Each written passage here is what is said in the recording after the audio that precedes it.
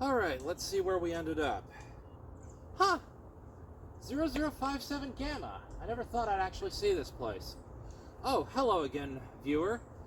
This is Pseudonymus, and you're watching Observer Report, my memory reports of a worldline edited and uploaded to YouTube in 0057 Alpha, the real world, for your enjoyment. Now, a lot of you are probably wondering how I do these scenes where I am obviously in your view. Well, normally another observer pops in for this little bit and records my speech, etc., to be merged with my memory files for a final report, both on YouTube and on the Hypersphere network. However, today we have a special little treat for you. You see, one of you lucky viewers is actually dreaming this as we speak, and is literally recording my speech to you. Now, 0057 Gamma is a world line where humanity is dying out and nature is taking its course. So I thought we'd walk along, see what we could find, and have fun. In the meantime, let's go.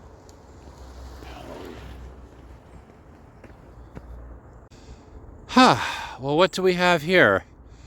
It looks like we have a little bit of graffiti that is fading as this world line fades too. I wonder what will happen when humanity is fully disappeared from this world line in half a century? Will these monuments to their existence stand for thousands to millions of years? Or will they just crumble away into nothing and let nature like this take back over? Well, either way, let's take a walk along the path of nature and see how she's reclaimed this world line.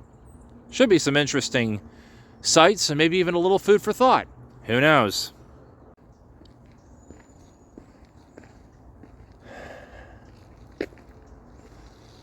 Well, we can tell one thing about this world line. It's definitely autumn. I'm glad I wore my cloak like I normally do these days. Keeps the chill out. Anyway, let's see what else we can find. A little bit of the natural rock that comes in this area. Let's take a little bit of a closer look. Some lichen. Looks like life is reclaiming itself in the simplest of ways here. Intriguing. Well, this is nice that this has grown up quickly. I believe in one world line that I saw, 57 Alpha actually, this was called an arbutus tree. They are unique to the Pacific Northwest of the United States in that world line and in the Pacific Southwest of Canada. Anyway, interesting little thing to see. Let's see if we can catch... Hey, a random human finally going by. Guess we got to see our one in the wild. Anyways, I was going to say, let's keep looking around. Maybe we'll see some natural wildlife in terms of animal life as well as, well, plant life. Either way, let's keep going. Now this is tempting. A trail off the beaten path. Well, I suppose we could take a quick sojourn down here and see what we find in the actual wilderness. Maybe some local wildlife or animal life might verify itself here, and we can turn this into a nature docudrama as part of your dream, viewer. The remnants of civilization collapsing. People leaving their clothing in random locations as they scurry from whatever danger they were facing as society collapsed. You even think you can hear the echoes of human voices here still, too. It's downright confusing when a world line collapses like this. Also kind of sad in a way. Oh well. Nature's taking its course back, which means life will still have a chance even if humanity doesn't.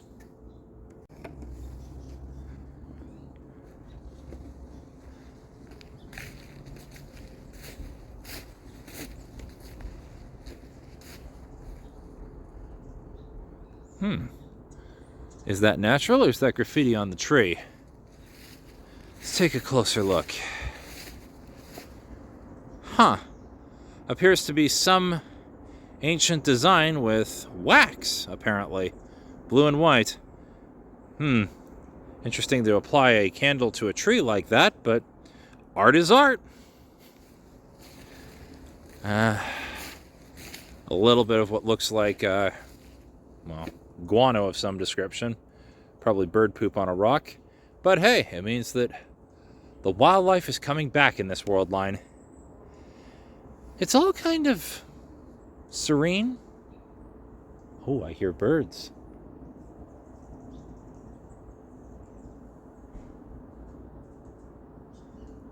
Let's see if we can track one down. And of course, the sign of humanity, even on the ancient rock. I wonder what the person who wrote this was trying to say. I guess we'll never know. Huh. The river is still flowing as it ever was. Hypersphere, help me zoom in on this, please. And there you go. Just a steady, slow trickle. Like erosion over millennia. Hell, I'll probably do that to that sign that we saw a little while back there that looked like either graffiti or some weird ritual writing. Still, it proves that life and the Earth, and whichever world line I jump to, is still resilient. Let's keep going, see if we can find any ancient ruins and possibly analyze something about the people who left them. And here we have the first signs that a technological civilization was still living in this world line. Stairs. These were precision made, not by hand, but by machinery, cutting into the concrete and merging with the rock, along with what looks like a well of some description immediately next to. Let's take a walk down and see if we can find any more signals. Oh, hello. I wonder if this marking was pertaining to the construction, or if that was another artist. Our mushroom thing, and what looks like an obelisk. I can never read the art on these world lines, but at least it's fascinating to see the signs of civilization merging with nature like this. Let's keep going and see what else we find here.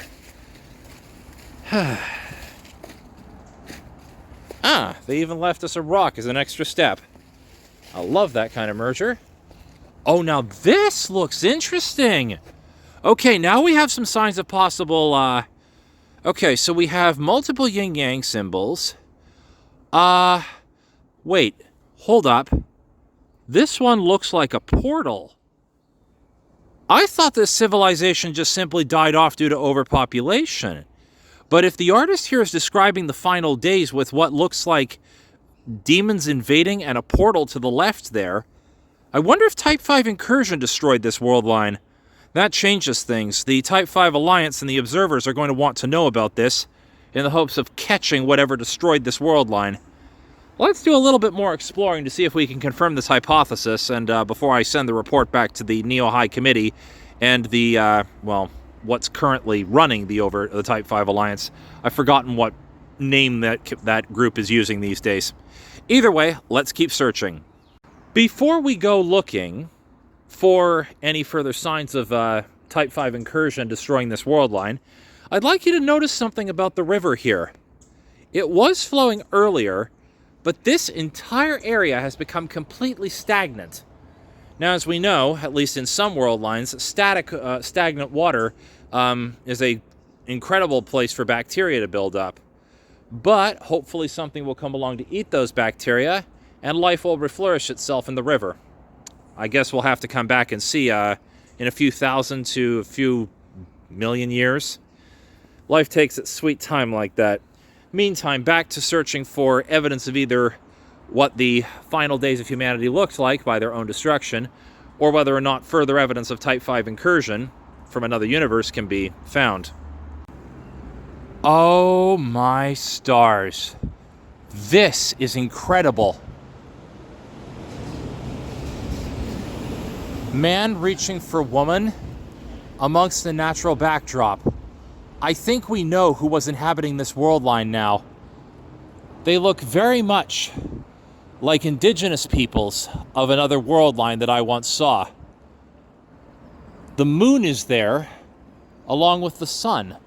So the woman represents the sun, and the man represents the moon.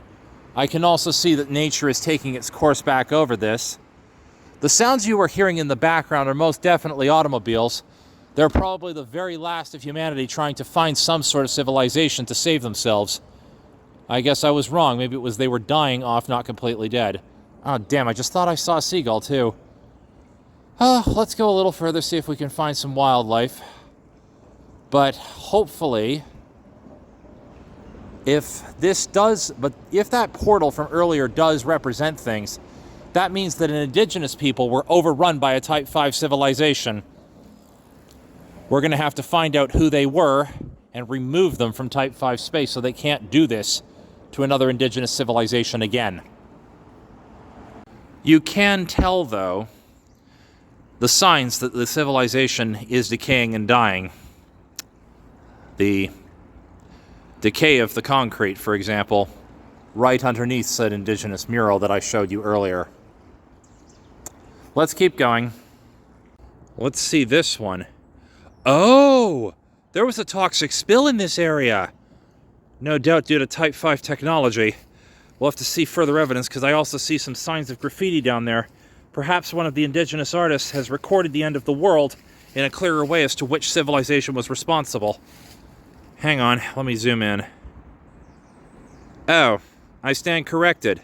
It's a heart with a couple of people's names. Must have been dying lovers trying to make their mark before the civilization went into its decline and started collapse, like I mentioned. The good news is, though, is that, well, actually it's not good news given the way things were, but at least the civilization tried to clean up the toxic spill. That's something. Indigenous populations often did care for the Earth, so this makes sense. Well, this is a 2-for-1. Firstly, we have an indigenous person saying, with the cleanup that they tried to do, that love wins. Must have been fighting the last of that Type 5 incursion. I'm also going to see if we can find some wildlife here, because I thought I heard a chipmunk or something going through the area. I want to see what animals are native to here. Also, I want you to take a long look at this almost incredibly long line row of trees. Oh.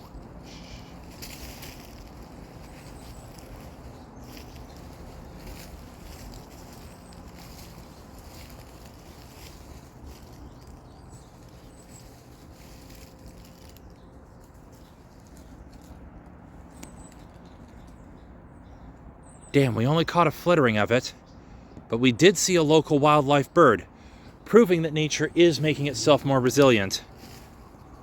But 2 long line rows of trees back here. They did everything they could to try to rehabilitate their civilization before the toxic spill that the Type 5 group that came in and invaded this world line started destroying everything, including the environment. I think I can make an official statement, though, as to why the humanity is dying in this world line. An indigenous culture was invaded by a Type 5 culture.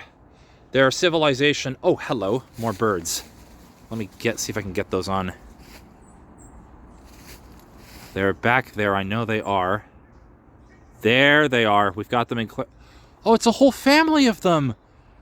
Hey, maybe the birds will become the next dominant species on this world line now that humanity is dying off. Well, this just goes to show you, though, the local group did everything they could to fight off the spill after the Type 5 civilization invaded. And even as they're dying off, they still have love and hope, and love wins, and all of these kind messages as they're trying to preserve what's left of their environment. And life still seems to be thriving despite the spill. This is hopeful. Universe Sector 0057 Gamma may be an inspirational lesson to us all to keep persevering no matter what. Or a source of inspiration, take your pick. Now, I'm going to have to file these memory reports up to the Type 5 Alliance and have them run some random number generator checks of their own in higher space to try to see if they can find any clues as to which Type 5 civilization needs to be penalized for destroying a lesser world line. This is a clear violation of Article 1 of the Interdimensional Sentient Rights Proclamation.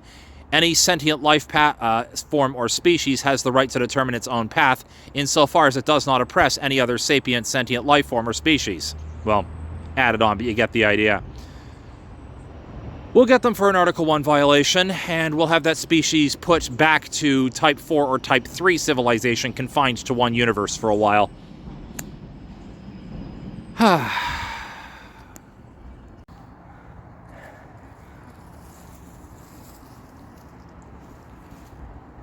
Well, I think this concludes this episode of Observer Report. We've discovered what happened to 0057 Gamma to at least the best of our ability. And the Type 5 Alliance will take care of the cleanup of preventing further civilizations from collapsing by these oppressors. I'd like to thank you for sharing your dream space and my life, or at least another day in my life, with me today. I know that may sound weird that I'm mentioning it as my life and your experience as a dream, but I believe it was Shakespeare or someone else who said, "Life, 'tis but a dream."